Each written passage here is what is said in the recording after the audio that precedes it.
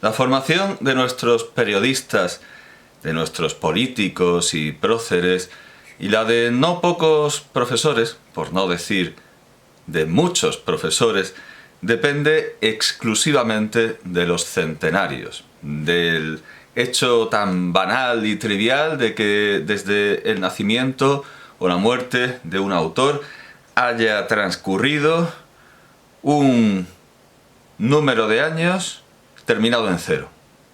Y con eso basta. A veces se puede llegar incluso al regateo de que esos años sean 130, si se ve que se da la oportunidad de celebrar la conmemoración y luego no va a haber dinero o ganas. Pero así funciona todo y así funcionan desde luego también los exámenes. Tal año toca García Lorca porque es el centenario. Otro año toca Baroja porque también es el centenario. Por eso detesto tanto las conmemoraciones, porque son todo lo contrario, son los verdaderos antípodas de una verdadera educación y de una verdadera formación. Pero al llegar a los 500 números, a las 500 fichas, si se quiere, de esta biblioteca ideal, tampoco puedo resistirme a aprovechar el ascendiente que tiene este tótem del número terminado en 0, y en este caso del número terminado en 2 ceros, y que además es la mitad de 1000, para subrayar, como siempre hago, al público general, no a mí mismo, que suficientemente subrayado lo tengo en mi casa, donde desde luego el autor que he elegido no falta y ocupa un buen espacio. Quiero subrayar para el gran público y para quien pueda sentirse atraído por esta cabalística, por esta magia de los números prestigiosos, quiero subrayar a Luciano de Samosata. Bueno, alguien dirá, es algo que ya había hecho indirectamente al subrayar en una conmemoración parecida a François de Rabelais. Hablar de Rabelais es hablar necesariamente de Luciano. Con todo esto, al final no hará falta una conmemoración especial para Erasmo, porque se sobreentiende su importancia si estoy subrayando ahora Luciano, si estoy subrayando ahora a Luciano. Yo educo a mis alumnos con Luciano. En mi asignatura de literatura universal, una parte importante se la lleva la lectura de la historia verdadera de Luciano, que aquí vemos con las ilustraciones de Alberto Savinio, que en realidad era Andrea de Quirico, Andrea de Quirico, el hermano de Giorgio de Quirico. Ilustraciones que lamentablemente no puedo darles de una en formato digital. No sé si existirán, no sé si estarán digitalizadas, pero les doy una edición que tampoco es manca y tampoco es moco de pavo. Tengo aquí mi 8ª lección de este curso pasado. Son pocas lecciones porque solo tengo una lección a la semana, de 2 horas, cierto, pero una lección a la semana, porque enseño en educación semipresencial. Por lo tanto, normalmente después de cada lección apuntaba lo que les había dado para que quienes no hubieran venido, aunque su obligación era acudir, lo que pasa es que la clase era a las 3:15 de la tarde en Andújar, un calor, bueno, muy poca gente venía, pero era su obligación venir, Y el caso es que en la 8ª lección me encuentro en los escrupulosos registros que llevaba de la asignatura, y que harían palidecer de envidia a todos los fanáticos del reglamento. En la 8ª lección escribí: hoy hemos empezado a leer a Luciano de Samosata, modelo de una parte enorme de lo que consideramos literatura moderna. Y les enlazo algunas vías para ampliar la información sobre Luciano de Samosata. Caramba, solo una, seamos realistas. La Wikipedia sobre Luciano de Samosata en español, que es la lengua que, aunque la educación se diga bilingüe, es la que pueden leer. Hemos hablado de sus diálogos y su influencia en el Renacimiento, lo que voy a aprovechar en el siguiente trimestre para preguntar, y así pueden recuperar, y así se considera que la asignatura es de evaluación continua. Voy a aprovechar para preguntar en el examen la influencia de Luciano en Erasmo y en Rabelais. Hemos hablado de sus diálogos y su influencia en el Renacimiento. Esto también vale, por supuesto, para literatura castellana, porque sin Luciano no habría Lazarillo de Tormes, no habría novela picaresca, no habría Cervantes, no habría nada. Y hemos visto las ilustraciones de su obra Historia Verdadera por 3 grandes artistas, no esta edición, claro, una edición a 6 manos, entre 3 grandes artistas, entre los que destaca Beardsley. Y el enlace que les doy, que también daré a quien me esté escuchando, por supuesto, es la edición en el proyecto Gutenberg, ahora sí en inglés, pero se lo doy más por las ilustraciones que por la mínima confianza en que vayan a leer a Luciano en inglés, por muy bilingüe, como digo, que se diga la educación. Lucian's True History, Luciano de Samosata, ilustradores William Strang, J.B. Clark y Aubrey Beardsley. Traducción de Francis Hikes. Bueno, es una edición digital. Aquí está. Publicada con el texto griego. Bueno, no tengo fe en que lo lean en inglés, ya en que lo lean en griego. Publicada con el texto griego en 1894 en Londres por Bullen en 1902. Las ilustraciones son pocas, pero yo se las muestro todas. Son Después de la tempestad por Strang, Adoración por Clark, y luego viene la primera de Beardsley. Esta de las arañas de enorme tamaño de Strang se la pongo en el examen porque el programa dice que hay que comparar las obras literarias con obras artísticas. Entonces esta escena es bastante reconocible. Y aún así, en el examen, cuando la ven, me han puesto muchas veces que les pido, descríbame esta imagen y dígame todo lo que le sugiera, todo lo que sepa de ella, que me cuente la historia, vamos, que me cuente a qué texto está sirviendo de ilustración la imagen. Y cuando ven esta imagen de las arañas de portentosa grandeza, me dicen, hay un romano con arañas. Les puedo pasar que sean romanos y no griegos, porque Luciano escribe en tiempo del imperio, todo es Roma, todo es el imperio, pero ¿cómo se puede, de qué manera se puede demostrar que no se han enterado absolutamente de nada de todo el comentario larguísimo que les he hecho en clase y de la lectura que hemos hecho de la historia verdadera? Después viene, de hecho de Beardsley hay muy pocas. La batalla de los nabos por Clark, no me acuerdo de la batalla de los nabos. Un segundo, no me acuerdo de la batalla de los nabos. Es una obra tan rica. Nabos muy grandes. Casting out of slings, afar of Hugh, great turnips. Bueno, pero la ilustración... Bueno, yo creo recordar... Ah, sí, sí, efectivamente, y hay un nabo, efectivamente, en el campo de batalla, con las almas saliendo de los cuerpos. Me gustaría ilustrar este vídeo, pero da igual, pongo el enlace, ahí tienen el texto y las imágenes.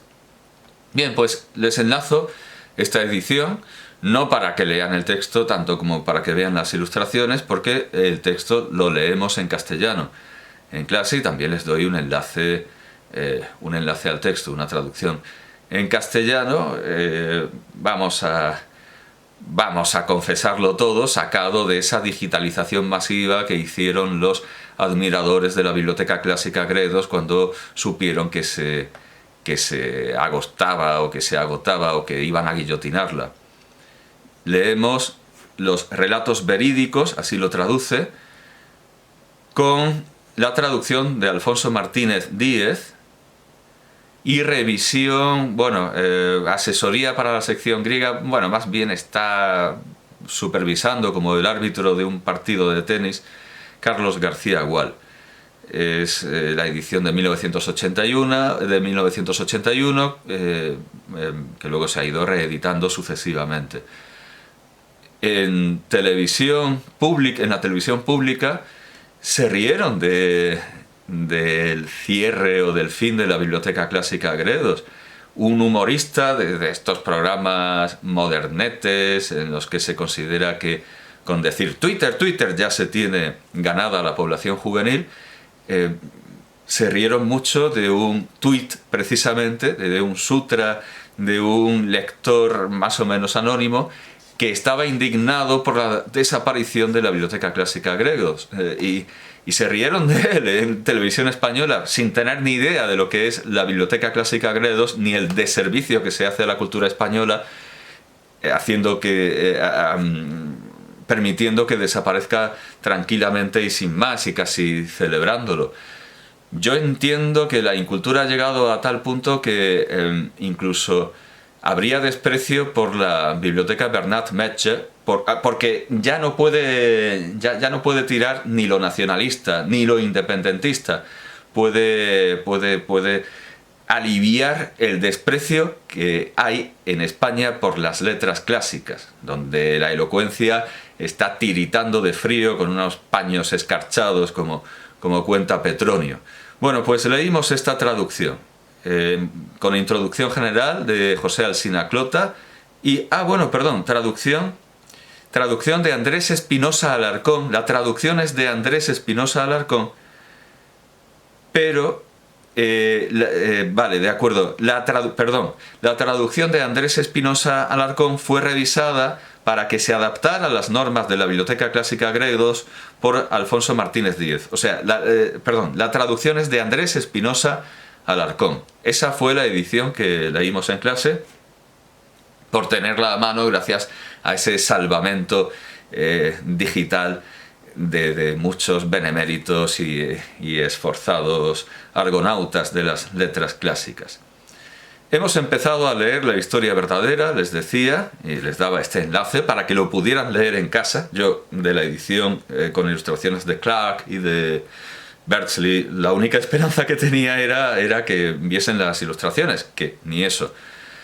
Pero sí que podían leer la versión española con notas en su casa. Pero como no lo hacían, lo acabamos haciendo todo en clase. Les sigo diciendo a mis alumnos, y hemos notado,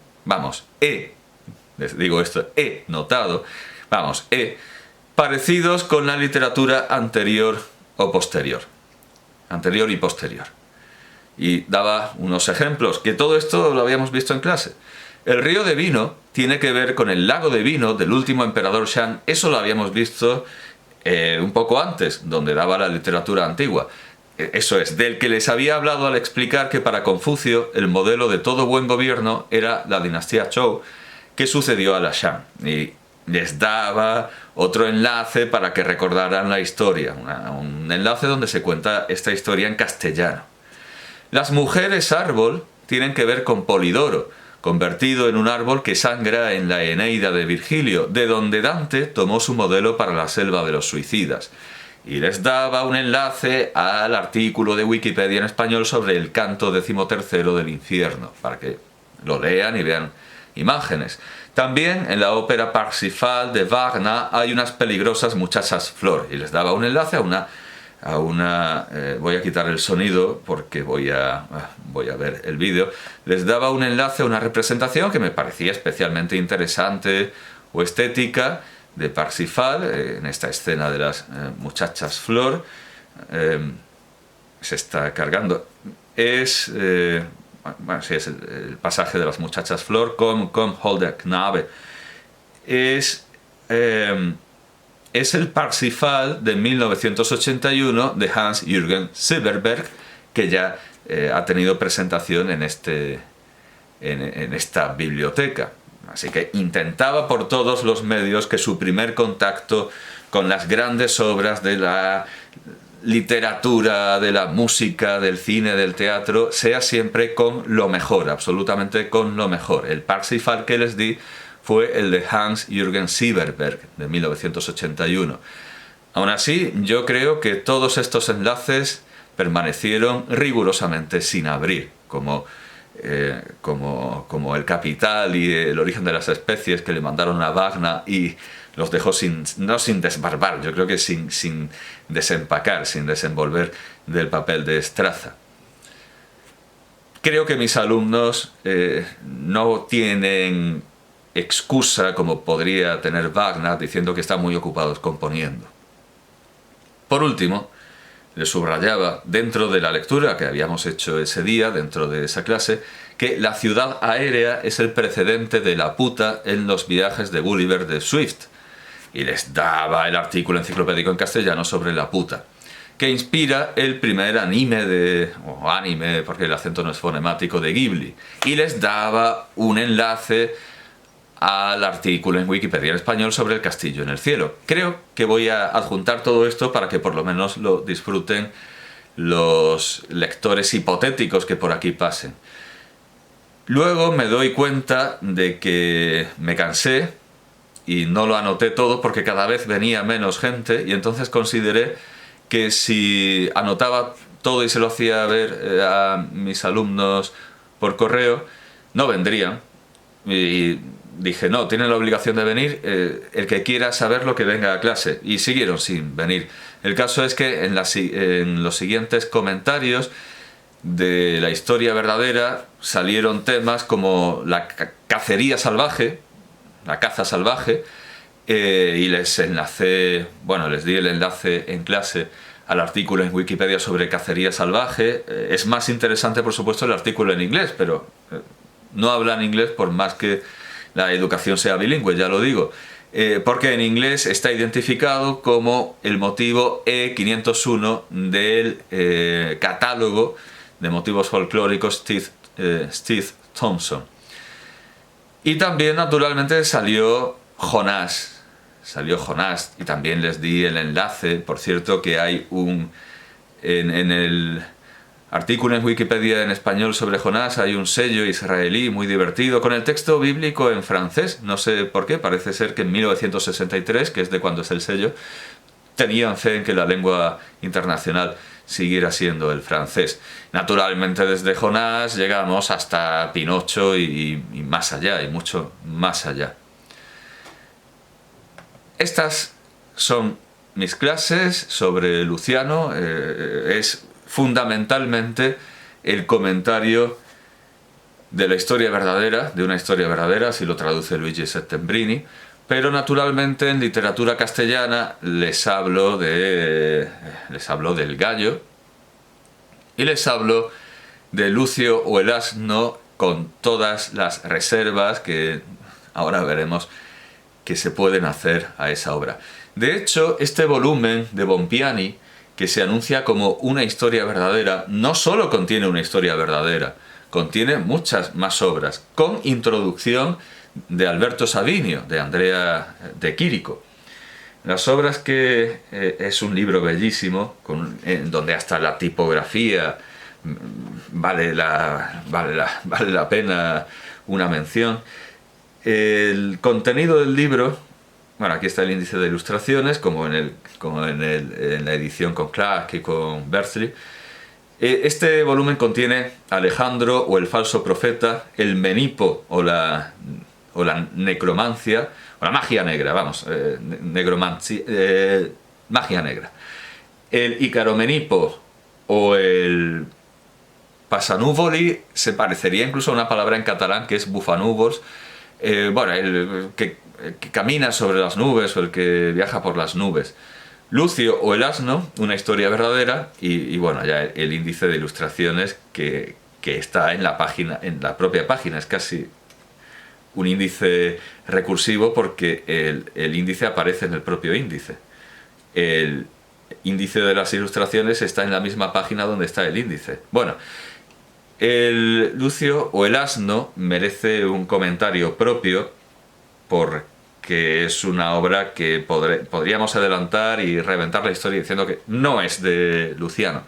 Vamos a ver la introducción de Alberto Savinio, de Andrea de Quirico, sobre Lucio o el asno. Lucio o el asno es un escrito del primer periodo de Luciano, del periodo sofístico.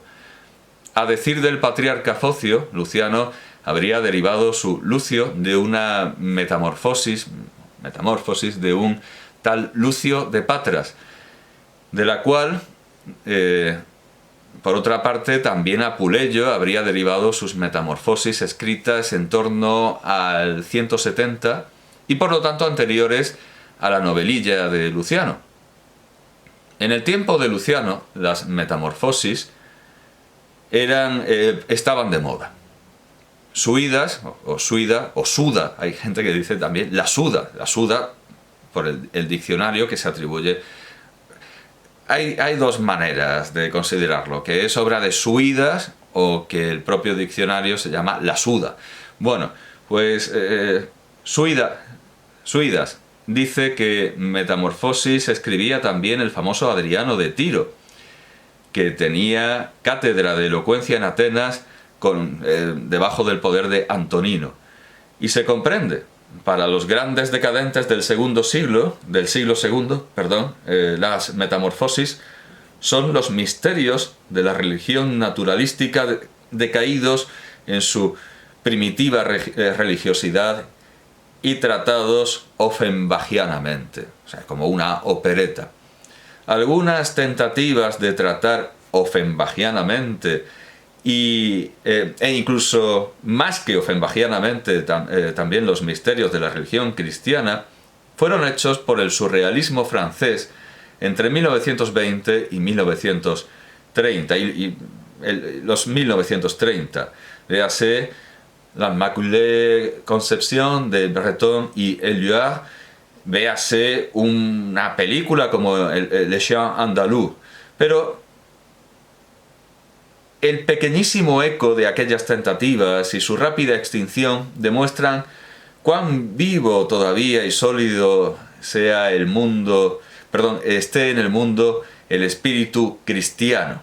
Algunos críticos modernos niegan la autenticidad del Lucio con el pretexto de que este cuento de la transformación de Lucio en asno no responde a un fin satírico, como si Luciano debiese ser siempre y únicamente satírico. Muy de grado los hombres logran abrazar dos pensamientos a la vez.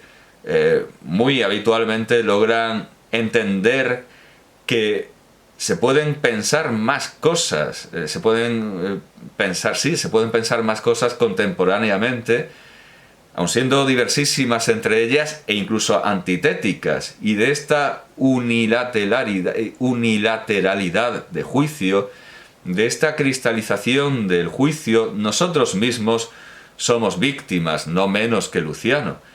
En su calidad de artista del fin de la civilización, Luciano es todo y nada. Puede ser todo, porque una mente iluminada no da tanto peso a las cosas como para atenerse a una sola cosa y agarrarse como la vid al olmo. Pido perdón por el parangón. Pide perdón Alberto Savinio. La inteligencia de la pluralidad de los valores y de su precariedad hace así que la mente clara se detenga sobre cada valor, pero que no se pare en ella, que no se detenga. Pasa ágil sobre el teclado de los valores como la mano de Benedetti Michelangeli sobre el teclado del pianoforte, sobre el teclado del piano. Luciano puede ser todo, y por lo tanto también no satírico. Para comprender el superior eclecticismo de Luciano basta confrontar a Luciano con otros artistas del fin de la civilización y parecidos a él. También Picasso, también Stravinsky hacen de todo como Luciano, con igual gracia e igual ausencia de peso. Dibujos al filo, dibujos al filo, vaya, un tecnicismo, bueno, dejémoslo en italiano, dibujos al filo, a la Henry, y claroscurismo secentesco, paráfrasis de Leo Delibes, Apolo Musageta, pone Apolo Musaget, pero es Apolón Musaget, se refiere a Stravinsky, y música de palestriniana gravedad, Sinfonía de los Salmos, está hablando de Stravinsky. Pero eclecticismo no es la palabra adecuada. El eclecticismo está de este lado de la profundidad y de los valores absolutos, mientras artistas como Luciano, como Picasso, como Stravinsky están al otro lado, están al lado de la profundidad y de los valores absolutos.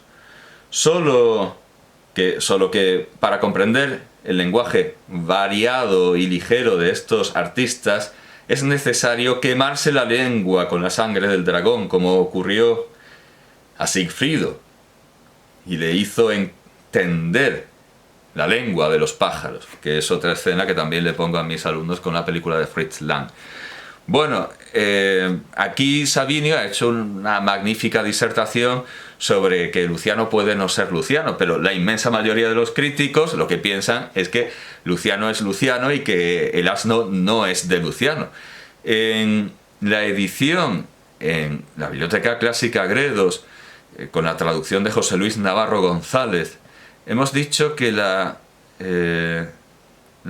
traducción de la historia verdadera era de Andrés Espinosa Alarcón. La traducción de Lucio o el asno en la Biblioteca Clásica Gredos es de José Luis Navarro González. Es de 1988 y vamos a ver una idea actualizada, una crítica actualizada sobre este problema de si Lucio o el asno es de Luciano o no. Y luego está el problema de si Apuleyo imitó a Luciano o Luciano imitó a Apuleyo. Sea como sea, las metamorfosis de Apuleyo influyen, por supuesto, en el Lazarillo y en el Quijote, la escena de los cueros de vino, por ejemplo. Seguramente en la traducción de Cortegana. Pero de todo esto tendríamos que hablar cuando habláramos de Apuleyo. De todas maneras, el espíritu del asno de oro, como lo llamó San Agustín, de la metamorfosis de Apuleyo, es plenamente lucianesco, y Luciano es la cristalización de todo lo parecido que pudiera haber antes o después de él, y la absoluta consagración, aunque sea tardío. Menéndez y Pelayo, como veremos, lo pone en el centro y en el origen de todo, aún jugando con la cronología. Bueno, dice esto el traductor para la Biblioteca Clásica Gredos: nos encontramos ante un trabajo singular. Incluido dentro de las obras de Luciano aparece un escrito que da la impresión de alejarse del estilo propio de nuestro autor. Todo el mundo reconoce esto. Incluso el propio Savinio, que lo considera como de Luciano y hace las ilustraciones para esta obra. Un hombre se transforma en burro y vive una vida física de burro, al tiempo que una vida psíquica o mental de persona humana. El burro tiene... Pero claro, todo esto ya está en el Gallo de Luciano, que eso sí que es de Luciano absolutamente, y además para Menéndez y Pelayo su mejor obra, o su obra más importante. El burro tiene nombres y apellidos. Lucio de Patras, lo que ha dado origen a múltiples conjeturas. Yo creo que simplemente se atribuye a Luciano porque el burro se llama Lucio. Es toda la razón que hay, bueno, y porque hay una metamorfosis, eso también, pero yo creo que viene simplemente del nombre del protagonista. Lucio de Patras, lo que ha dado origen a múltiples conjeturas, mientras que las restantes obras de Luciano son únicas, por así decir. En el caso de Lucio o el asno, resulta de todo punto obligado referirse al conocido libro de Apuleyo, Metamorfosis o el asno de oro. El parecido es tan asombroso que indudablemente hay que pensar en una relación directa entre los dos relatos. Obviamente, eso plantea toda una serie de problemas que los filólogos han abordado siguiendo el testimonio de Focio. La biblioteca de Focio, que era lo que hago yo aquí, contar el contenido de los libros que había en su biblioteca. Sigue la patrología griega de Migne. Focio es el primero que se